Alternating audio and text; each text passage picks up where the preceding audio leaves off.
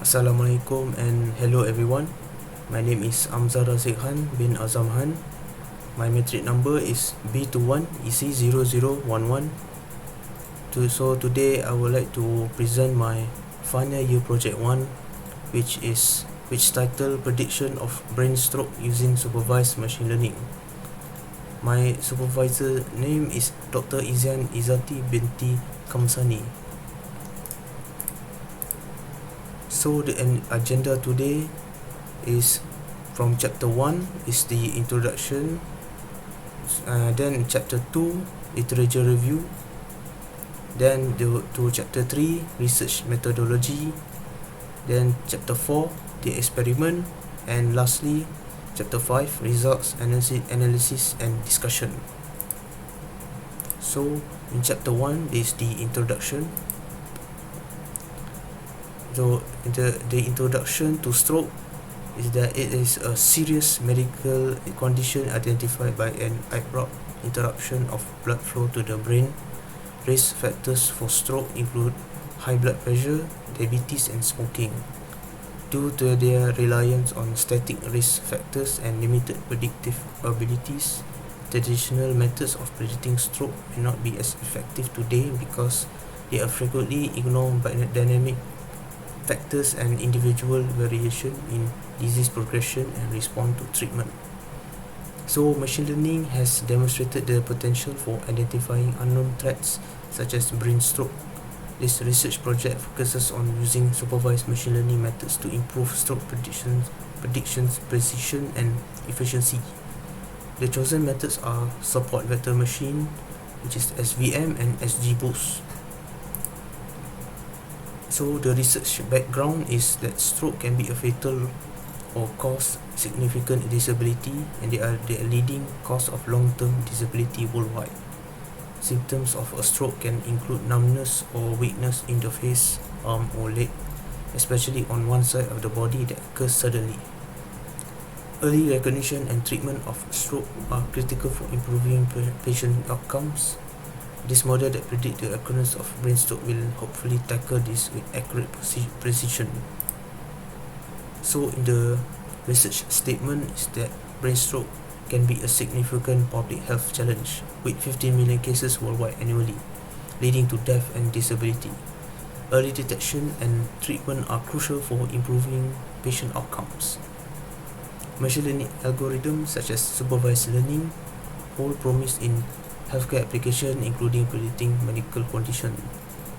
Supervised learning models learn from labeled training data to make accurate prediction or classification of new or future data. Developing a predictive model for brain stroke using supervised machine learning could be a promising solution.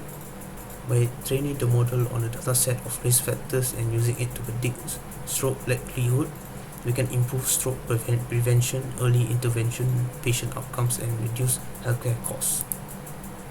So in this research, the aim and goal is to create a predictive model for brain stroke by comparing methods of supervised learning, namely support vector machine and SGBoost, using brain stroke dataset and choosing the best model with high performance for brain stroke prediction research. The ultimate goal of the research is to develop a more efficient and accurate method of predicting stroke risk, which could allow for earlier intervention and potentially reduce the burden of stroke in individual, families, and healthcare system.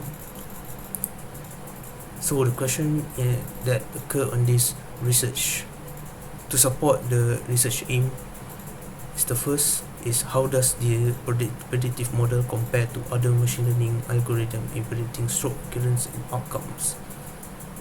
The second question is what are the suitable techniques can be used on performing the feature selection and reducing data noise on the dataset obtained.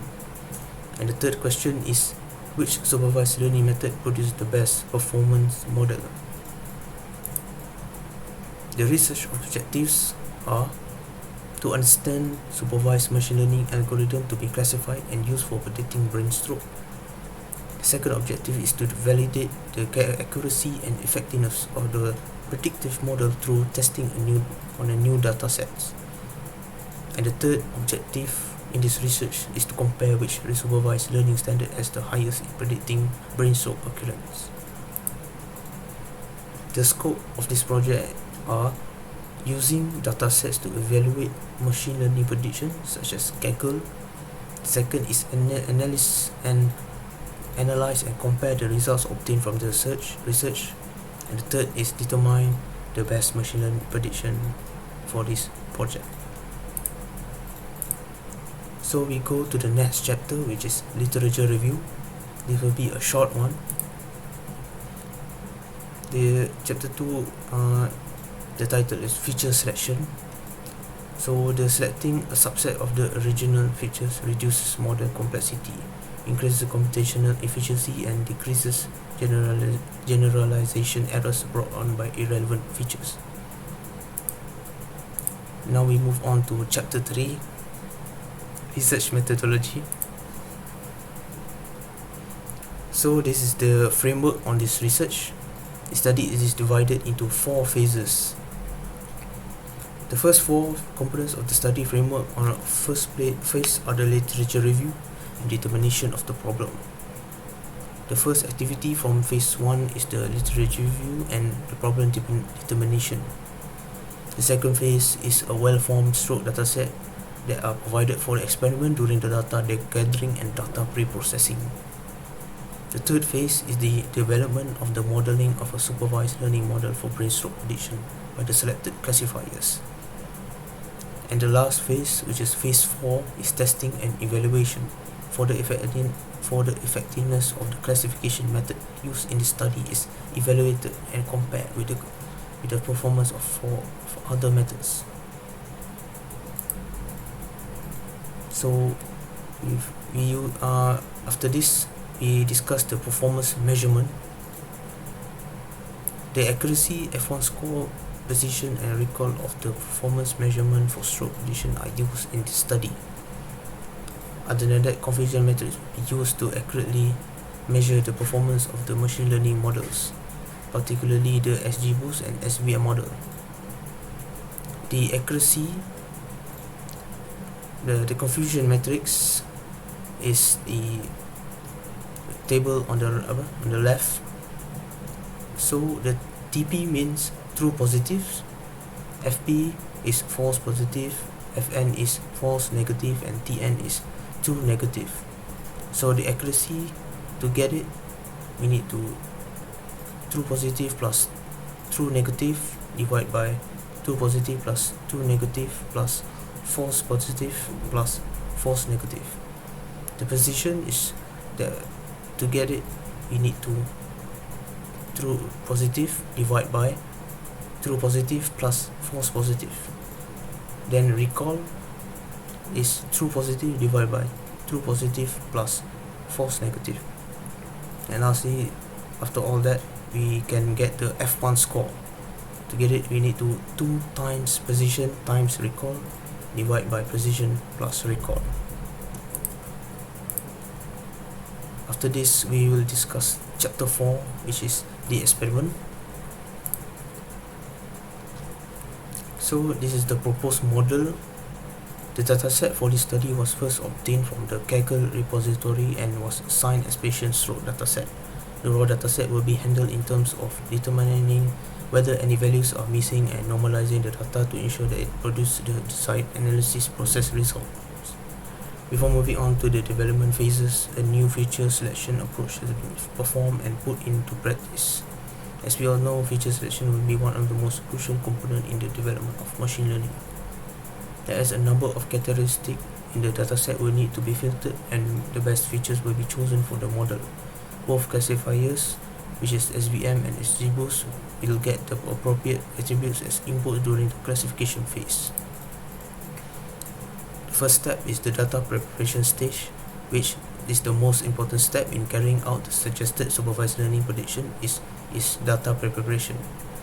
There are over 5,110 entries comprising 12 attributes that are present in the original dataset.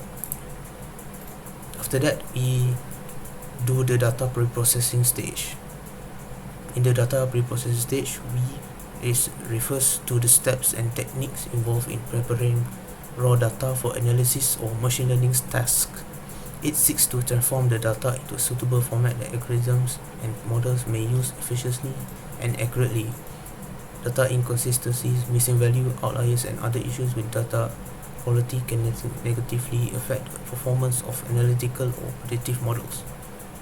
First, we check the missing value using the data.isNull bracket.sum. We get the result shows the BMI, which has missing values 210, but after we use the scikit-learn imputer, the missing value will change into 0. Then we use the ordinal encoder. Ordinal encoder is a data preprocessing technique used to encode categorical variables that are an inherent order or ranking. It is commonly applied when dealing with categorical features that have a natural order but do not necessarily have a numerical representation. So this is the coding for the ordinal encoder. After that, we do the feature selection stage. For the feature selection, we use the extra trees classifier, which is a decision tree based ensemble learning technique. It is a variant of the random forest algorithm that adds extra randomness while creating the trees. So below figures is the coding for the extra tree classifiers.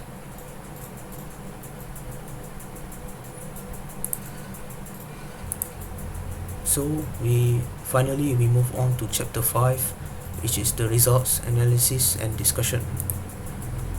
So in conclusion, with regard to the prediction of brainstroke using just significant attributes, this final year project is very important. As a result, a framework is created to carry out this task. In chapter 4, we discuss how 4 essential elements, data preparation, data processing, feature selection and classification, played crucial roles in this study. The study's main focus was brainstroke, with the goal of suggesting a quicker and more effective method for attribute reduction. The classification phase would greatly benefit from this method, and patients would receive immediate treatment. Okay, the achievement or milestones achieved throughout this research. The first one is the objective, which is to understand supervised machine learning algorithm to be classified and used for predicting brainstroke has been achieved. The second achievement is the literature review on brainstroke analysis and detection techniques are completed. Recent and conventional technique used for stroke prediction are highlighted and explained. The effects and causes of brainstroke are also researched. After that, the phases of data preparation, data pre-processing and feature selection, because these phases were the initial ones before we moving on to the crucial phase of final year project 2's classification. And as a result, using extra trees classifier as feature selection, the dataset that was obtained successfully replaced the missing value and decreased attributes. So in the future work for the FYP2, the phases 3 and 4 of the research will be conducted in that research. The scikit-learn library and Python will be used to perform and fine-tune the training of the machine learning algorithms in phase 3. In phase 4, stroke performance will be assessed using metrics like the confusion matrix. It will measure accuracy, precision, and recall and F1 score. And finally, the report discusses and analyses the result from phase 4. Okay, that is it from me. Thank you and Assalamualaikum.